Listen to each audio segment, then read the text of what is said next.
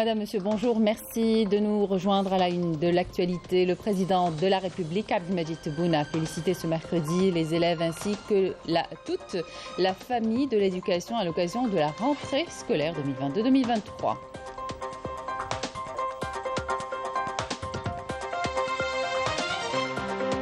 Le ministre de l'Éducation nationale, Abdelhakim Belabed, a donné ce mercredi le coup d'envoi officiel de l'année scolaire 2022-2023 depuis l'école primaire Lalla Fatma Soumer dans la wilaya de Janet.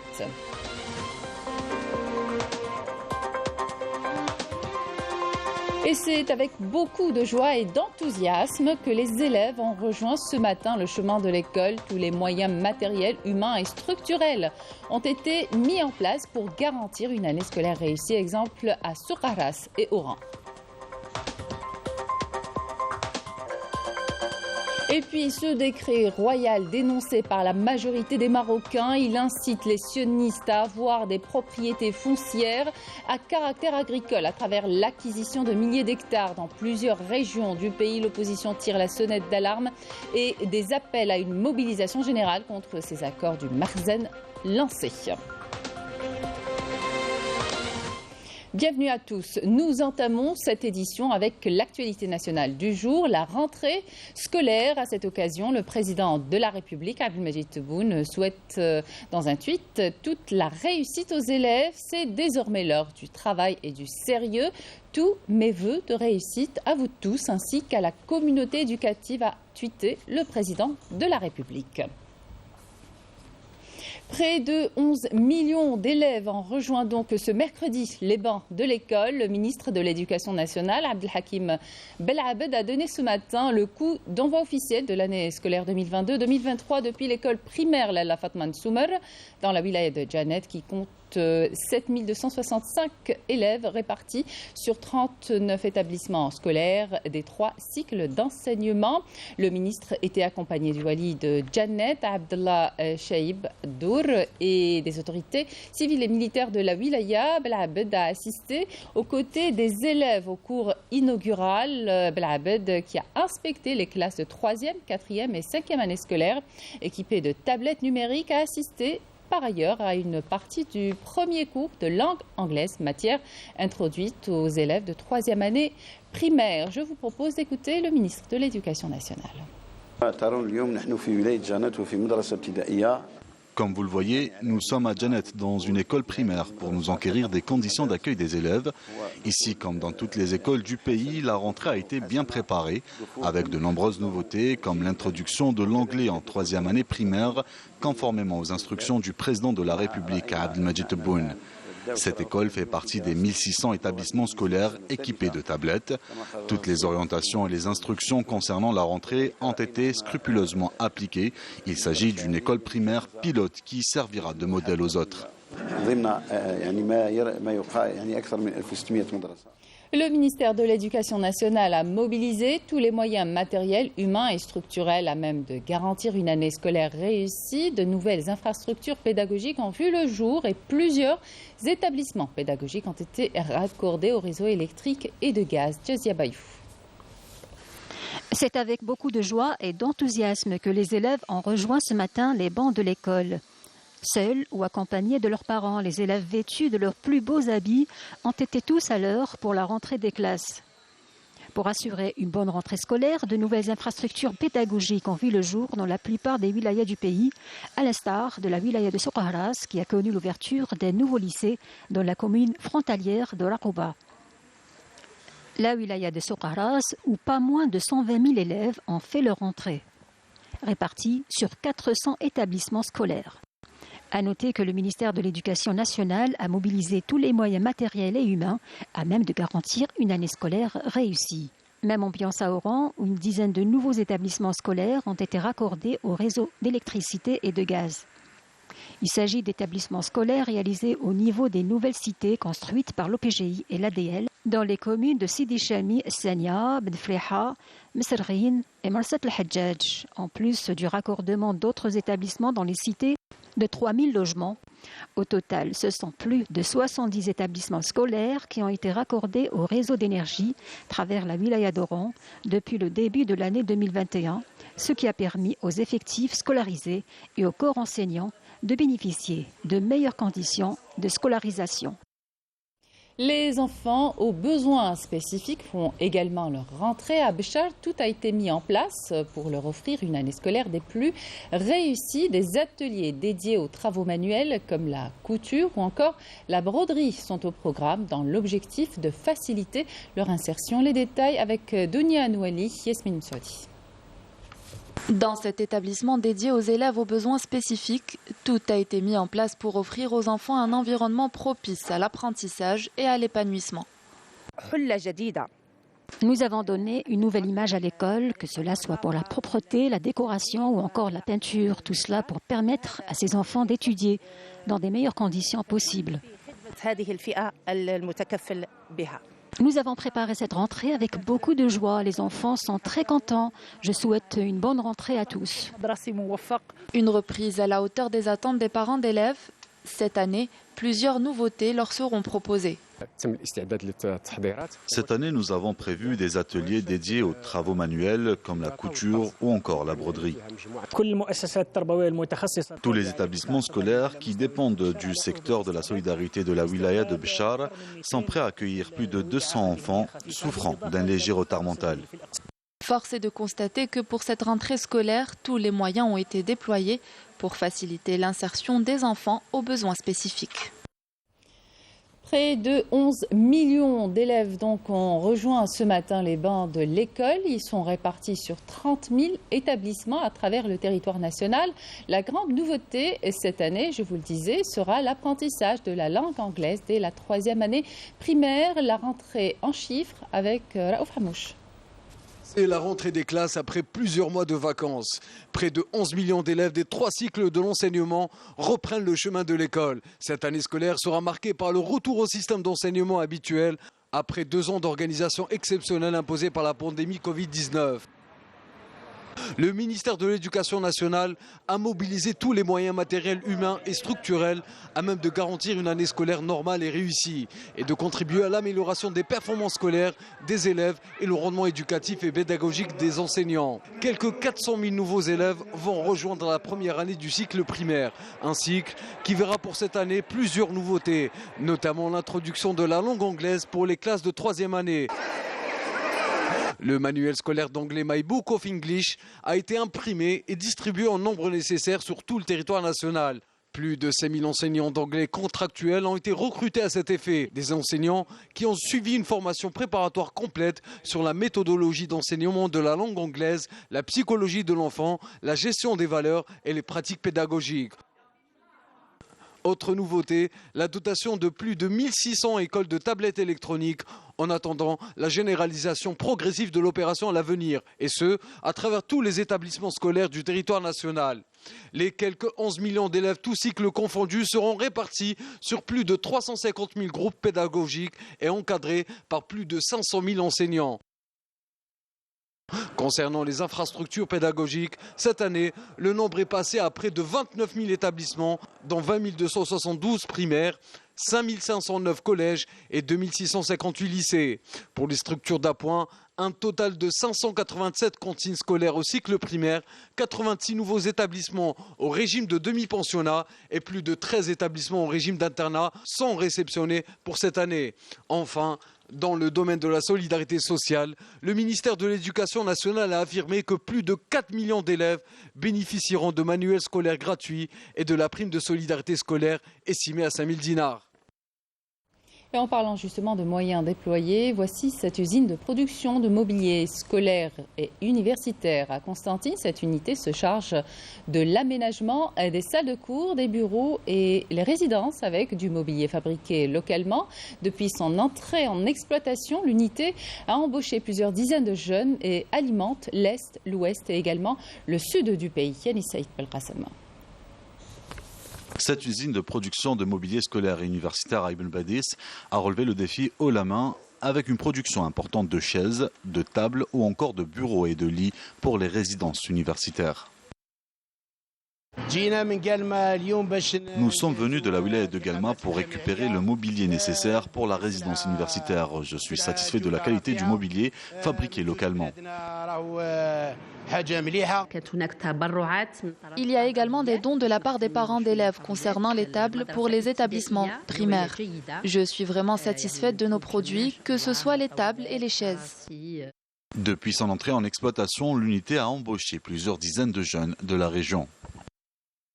Je viens d'être embauché, je suis d'ailleurs très content de travailler dans cette unité et de participer ainsi au développement de l'unité.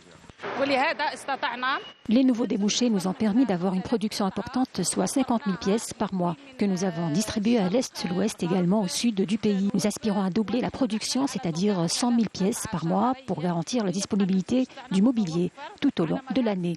Cela nous permettra de soutenir la production locale et assurer l'autosuffisance et ainsi passer à l'étape de l'exportation. L'unité a déjà réussi à s'imposer sur le marché national du mobilier scolaire, une étape qui s'inscrit dans le processus de développement de cette usine qui ambitionne d'exporter une partie de sa production. Le ministre des Affaires étrangères et de la communauté nationale à l'étranger, Mtala Mamra, a procédé hier au siège des Nations Unies à New York au lancement de la campagne de promotion de la candidature de l'Algérie à un siège non permanent au Conseil de sécurité pour la période qui s'étend de 2024 à 2025 lors des élections qui se tiendront dans le cadre de la 77e session de l'Assemblée générale en juin 2023. Le lancement de cette campagne intervient dans le cadre de sa participation au segment de haut niveau de la 77e session de l'Assemblée générale des Nations unies à New York. Le ministre a souligné que le prochain mandat au Conseil de sécurité constituera pour notre pays une occasion renouvelée de réaffirmer ses principes et de partager sa vision sur les questions inscrites à l'ordre du jour du Conseil de sécurité dans le domaine de la paix et de la sécurité internationale. Dans ce cadre, l'Algérie s'engage, a-t-il souligné, à mettre à profit ses atouts à la fois géographiques, stratégiques et diplomatiques sous la conduite du président de la République, Abdelmadjid Tebboune, pour apporter une contribution de qualité sur l'ensemble des questions examinées au sein du Conseil. Le ministre des Affaires étrangères et de la communauté nationale à l'étranger, Mtala Mamra, a pris part hier à la réunion ministérielle du groupe des amis de l'initiative mondiale pour le développement à l'invitation de son homologue chinois. Cette initiative lancée par le président chinois en septembre 2021 dans le contexte de la pandémie de la Covid-19 vise principalement à renforcer la mobilisation de la communauté internationale pour l'accélération de la mise en œuvre de l'agenda des Nations Unies en matière de développement. L'Algérie, rappelle-t-on, a été parmi les premiers pays à rejoindre ce groupe et qui comprend aujourd'hui une 60aine d'États membres. À l'occasion de cette réunion, la Mamra a appelé à l'adoption d'une approche orientée par l'action et mettant particulièrement l'accent sur les pays en développement touchés par la crise alimentaire. La Mamra a souligné par ailleurs l'impératif de mobiliser les financements nécessaires pour la mise en œuvre de l'agenda 2030 en préconisant de renforcer la lutte contre les flux financiers illicites, la corruption et le blanchiment d'argent. La Mamra a conclu son intervention en réitérant la conviction de l'Algérie quant à la nécessité de mettre en place une nouvelle architecture internationale pour une coopération plus effective en matière de développement basée sur l'égalité souveraine des États et prenant pleinement en compte les préoccupations des pays en développement.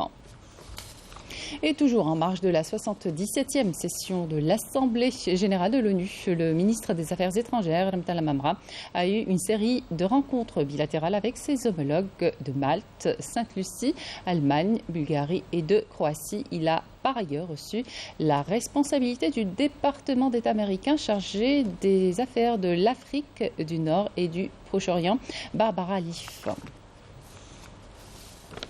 Et en marge de la 77e session de l'Assemblée générale des Nations unies, la délégation sahraoui a rencontré hier la délégation de la République du Soudan du Sud pour concrétiser la volonté des deux pays frères de rétablir leurs relations diplomatiques conformément au principe de l'objectif de l'Union africaine étant deux pays membres de l'organisation continentale.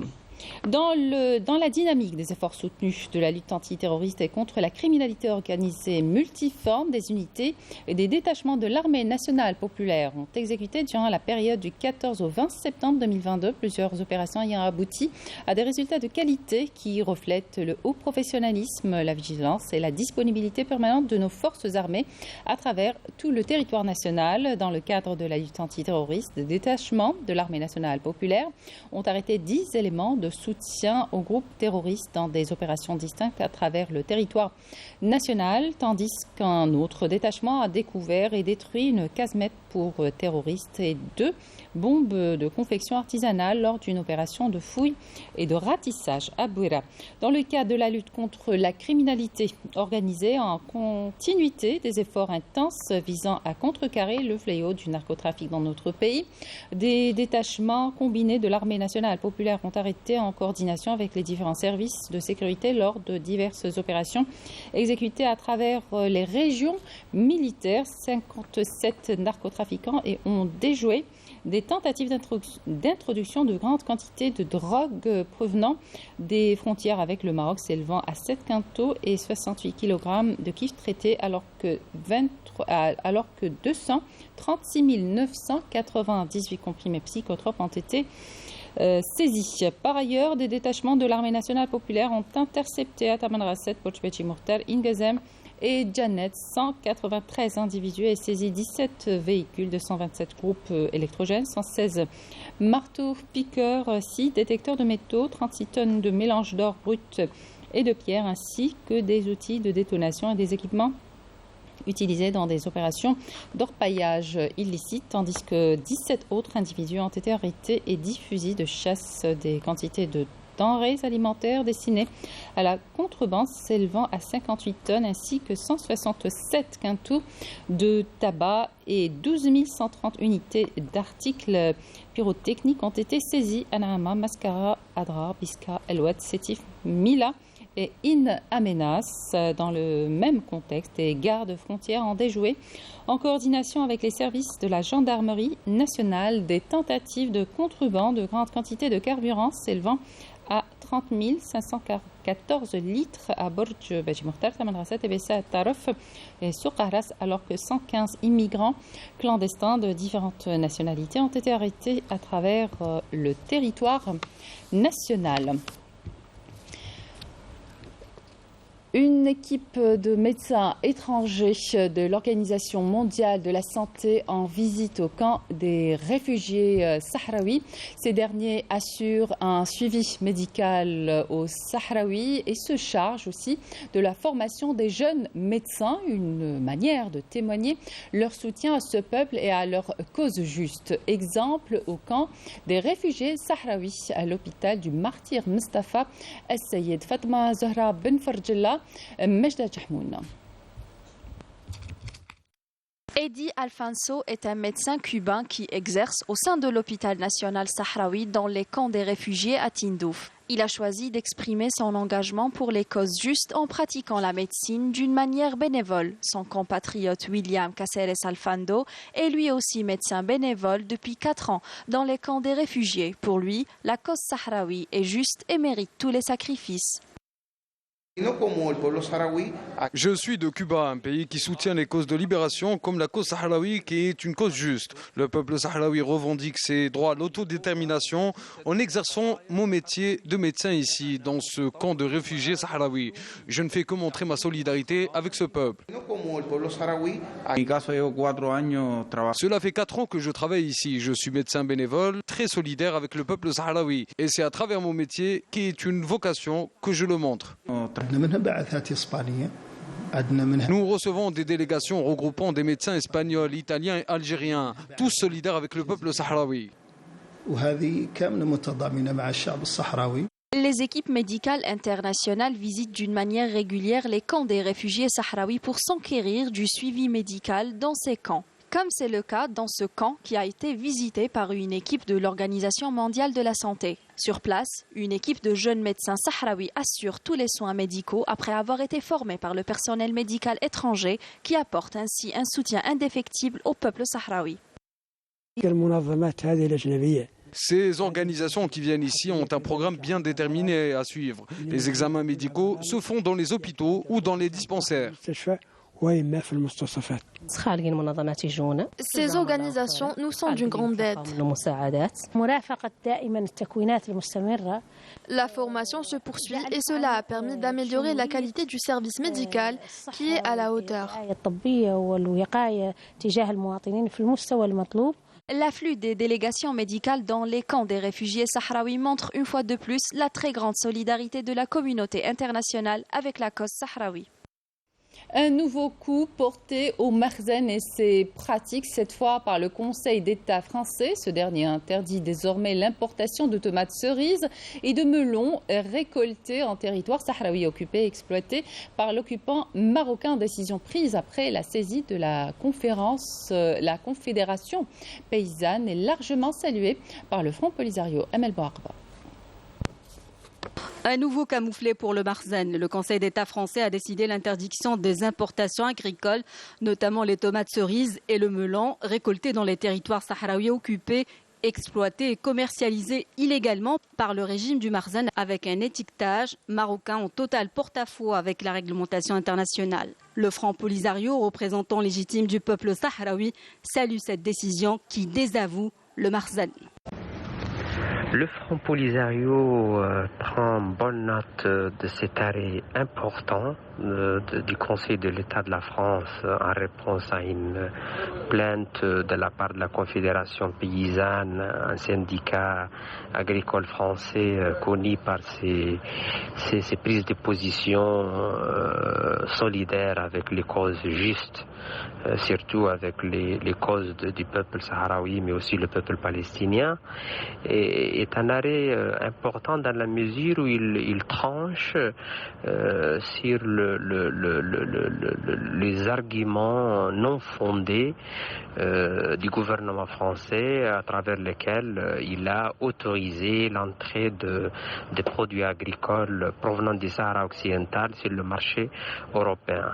Cette décision intervient après une action introduite par la Confédération paysanne qui avait saisi le Conseil d'État français appelant le gouvernement à publier un arrêté interdisant l'importation de tomates cerises et de melons récoltés dans les territoires sahraouis occupés. Soulignant que présenter ces produits comme originaires du Maroc viole le droit de l'Union européenne et les arrêts de la Cour de justice de 2016 et de 2018. Le Conseil d'État rejette l'ensemble des arguments présentés par le gouvernement français et il procède au renvoi de cette question à la Cour de justice de l'Union européenne pour décider. Et nous croyons que cet arrêt, cette décision ouvre une bonne et une belle perspective pour les Sahraouis et pour l'application de différentes décisions de la Cour de justice européenne, le rendre pratique, les appliquer et obliger le gouvernement européen à respecter les différentes décisions de la Cour de justice européenne. Une décision qui témoigne de la solidarité entre paysans qui refusent que des fruits et légumes issus des territoires occupés arrivent sur le territoire européen comme s'ils étaient issus du Maroc. Une énième honteuse spoliation des richesses du peuple sahraoui. Et puis ce décret royal dénoncé par la majorité des Marocains, il incite les sionistes à avoir des propriétés foncières à caractère agricole à travers l'acquisition de milliers d'hectares dans plusieurs régions du pays. L'opposition tire la sonnette d'alarme et des appels à une mobilisation générale contre ces accords du Makhzen lancés. Yemina Saïdji. Les Marocains luttent inlassablement pour faire échouer le processus de normalisation avec l'entité sioniste. Les manifestations se multiplient pour dénoncer ce que les spécialistes qualifient de nouvelles formes de colonialisme et que le peuple considère comme une usurpation de sa terre et de sa culture. Autre grave dérive, le bradage des terres agricoles au profit des sionistes à travers un décret royal permettant l'accès à la propriété agricole et l'acquisition de milliers d'hectares dans plusieurs régions marocaines. L'opposition marocaine tire la sonnette d'alarme d'alarme. De son côté, le Front marocain pour le soutien de la Palestine a appelé le peuple à une mobilisation générale pour déjouer ces plans machiavéliques concoctés par le Merzen et l'entité sioniste. Pour le Front marocain, il s'agit là d'un acte délibéré, d'une provocation et d'une énième humiliation sur fond de crise économique et sociale sans précédent qui risque de faire imploser le pays. Le Front marocain est déterminé à mobiliser tout le peuple autour de cette cause juste et invite les Marocains à investir toutes les villes et villages afin de mettre un terme à cette haute trahison du régime du Merzen et sa politique vassale qui risque de mener le pays vers le chaos. Voilà qui termine cette édition. Merci de votre attention. Excellente suite de programmes sur Canal Algérie.